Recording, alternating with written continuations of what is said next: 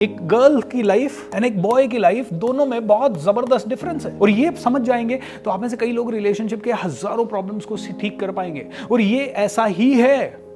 You know there is a book, man is from the Mars, women is from the Venus. इस book को पढ़ लीजिए आप। दोनों की थॉट प्रोसेस डिफरेंट है, दोनों के माइंडसेट डिफरेंट है। ये 6 नीड्स आप समझ गए तो आपके रिलेशनशिप के प्रॉब्लम्स ठीक हो जाएंगे। आप में से कई लोगों ने कंप्लेन की ना, मेरा घर परिवार अलग है सर, मेरे माता पिता के साथ हमारी बनती नहीं है, तो सर उसको कैसे पॉजिटिव करें। घर के सारे लोगों को बिठा के ये समझा दीजिए, एक हस्बैंड वाइफ में मैक्सिमम झगड़े क्यों होते हैं। वाइफ की कंप्लेन होती है तुम टाइम नहीं देते, मैक्सिमम वाइफ्स की ये कंप्लेन है। ओके, तुम टाइम नहीं देते, तुम मेरी बात नहीं सुनते, ये नहीं करते, वो नहीं करते। ठीक है, पता है क्यों नहीं हो पाता?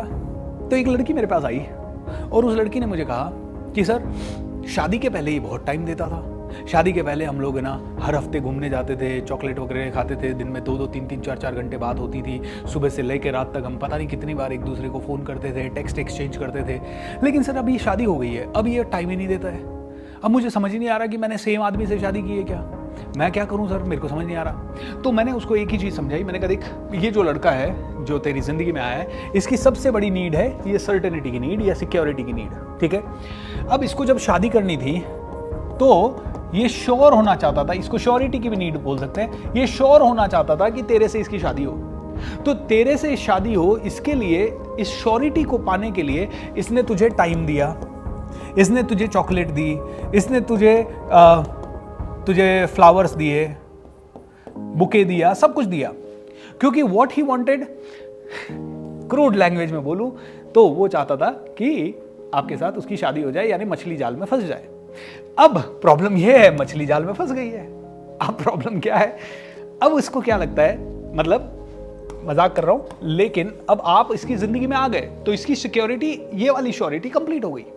अब इसको पता है क्या लगता है, अब इसको लगता है अरे यार ये लड़की तो मेरी जिंदगी में आ गई, लेकिन अब इसको भी मेरे को कंफर्ट देना है और इसको भी मुझे रानी की तरह रखना है, इसको भी मुझे घर देना है, अरे इसकी भी जिंदगी अच्छी बनानी है। अरे हाँ यार, मैं मतलब ठीक है शादी तो हो गई, लेकिन ऑल ऑफ अ सडन इसको रियलाइज होता है, शादी के बाद अवेकनिंग आती है कि यार मेरे को जिम्मेदारियां भी तो आनी है। 1-2 साल में बच्चा आ जाएगा, फिर माता पिता से भी अब पैसे नहीं ले सकता। शादी के पहले तो चलो माता पिता से पैसे ले लेता था, भाई बहन से ले लेता था, अब तो मैं किसी से ले भी नहीं सकता।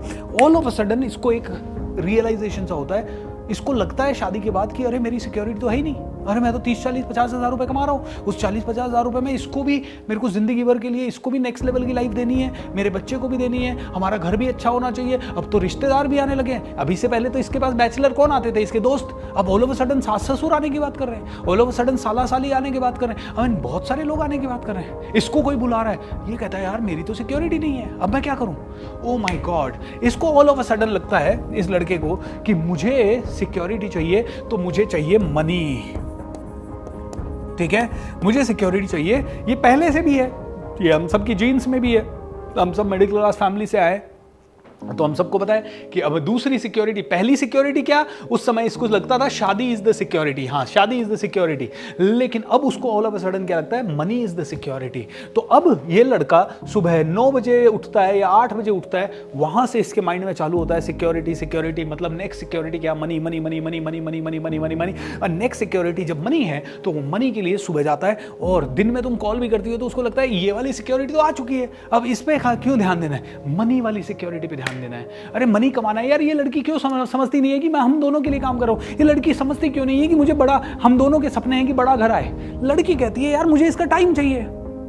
अब देखिए लड़की कौन सी नीड से ड्रिवन है, और भी अभी आगे की नीड्स आएगी तब आपको और क्लैरिटी आएगी, लेकिन अभी शॉर्ट में बता दूं, लड़की एक दूसरी नीड से ड्रिवन है जिसको कहते हैं मुझे वैरायटी चाहिए या मुझे सिग्निफिकेंस चाहिए। उसके बारे में बाद में बात करेंगे।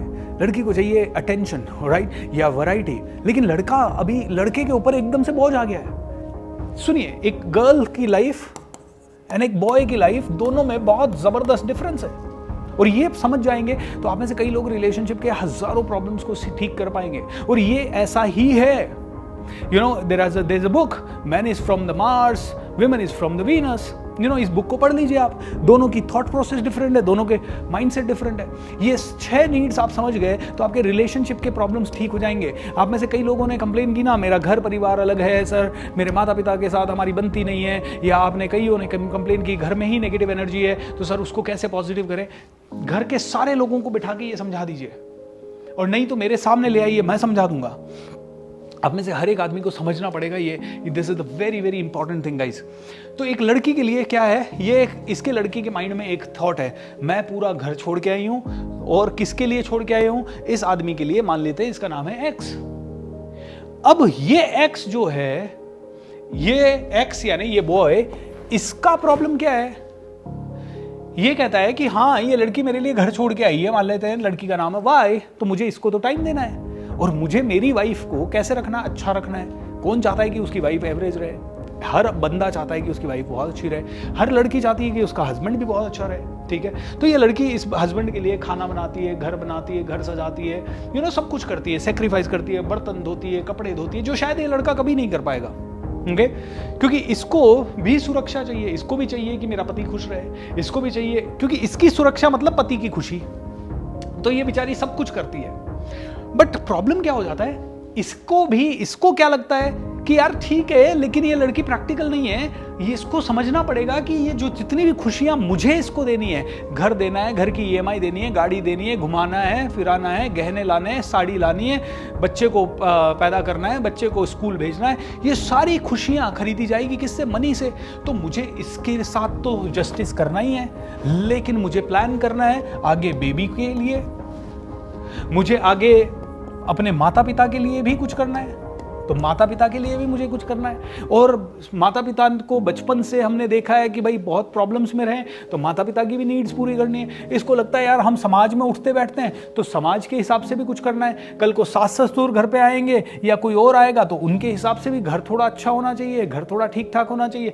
इसको लगता है यार इधर जॉब है, ये सारी चीज़ें जॉब से पूरी होगी, या ये सारी चीज़ें बिजनेस से पूरी होगी, तो बिजनेस और जॉब के अंदर ज़्यादा टाइम देना पड़ेगा। और इसको हर चीज़ फिर मनी से रिलेटेड लगती है, तो इसको लगता है मनी के लिए मुझे इन्वेस्टमेंट करना पड़ेगा, शेयर मार्केट। तो ये लड़का क्या है, इसके पास जो 24 घंटे है ना, इसमें से 12 घंटे लगा देता है पैसे कमाने में, या पैसों से रिलेटेड दिमाग लगाने में, और या फिर ये चीज़ें उसको थोड़ी खींच लेती है। और थोड़े बहुत उसके भी फ्रेंड्स हैं, थोड़ा बहुत उसको भी अपनी हेल्थ वेल्थ पे काम करना है। लड़की को लगता है साला इस एक्स के कारण मैं घर छोड़ के आई, और ये लगा हुआ है अपने मम्मी पापा के पीछे, ये एक्स लगा हुआ है बेटा अभी पैदा ही नहीं हुआ उसकी 20 साल आगे की प्लानिंग के पीछे, ये लगा हुआ है अपनी जॉब में बॉस के साथ 4 घंटे के लिए, ये लगा हुआ है अपने बिजनेस में 4 क्लाइंट जो कि अभी इसके बने भी नहीं है उनको टाइम देने के लिए।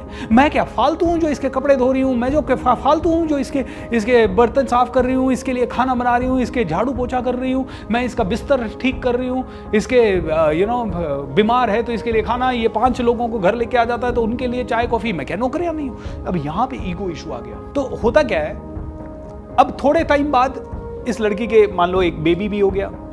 अब इस लड़की की जिंदगी क्या हो जाती है, एक चैलेंज आ जाता है, इसके लिए प्रायोरिटी ये बेबी बन जाता है, क्योंकि बेटा छोटा भी है, इसको अटेंशन भी चाहिए। And all of a sudden ये एक्स जो है इसकी तरफ से इसका ध्यान कम हो जाता है। राइट नाउ यहाँ पे एक और चैलेंज आता है, इस एक्स को लगता है यार मैं इस लड़की के लिए इतना सब कुछ कर रहा हूँ, and all of a sudden ये मुझे ही टाइम कम दे रही है। चलो एनीवेज ये एक्स भी थोड़ा समझदार होगा तो बेबी की तरफ ध्यान देगा, दोनों मिलके बेबी की तरफ ध्यान देते हैं। लेकिन इस दौरान दोनों एक दूसरे से भूल जाते हैं। ये सिक्योरिटी की नीड है ना, ये नीड आपसे इतने गंदे काम कई बार करवा देती है।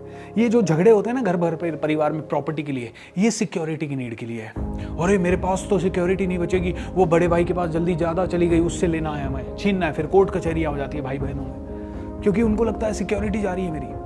तो परिवारों के झगड़े, ईगो इश्यूज, नेगेटिविटी, ये सारी की सारी चीज़ें ना सिक्योरिटी की नीड के कारण हो रही है। जुआ खेलना, नशे की तरफ जाना, शराब, गांजा, too much of watching TV. जब आदमी को लगता है ना मेरी तो कोई सुरक्षा ही नहीं है, तो वो आलसी हो जाता है। उसको लगता है अब तो मैं कुछ कर ही नहीं सकता, हताश हो जाता है वो। उसको लगता है मैं आई कांट डू एनीथिंग, पता नहीं शायद तो मेरा तो फ्यूचर सुरक्षित ही नहीं है, अब भगवान जाने क्या होगा, मैं तो बैठ के टीवी देखता हूँ जी।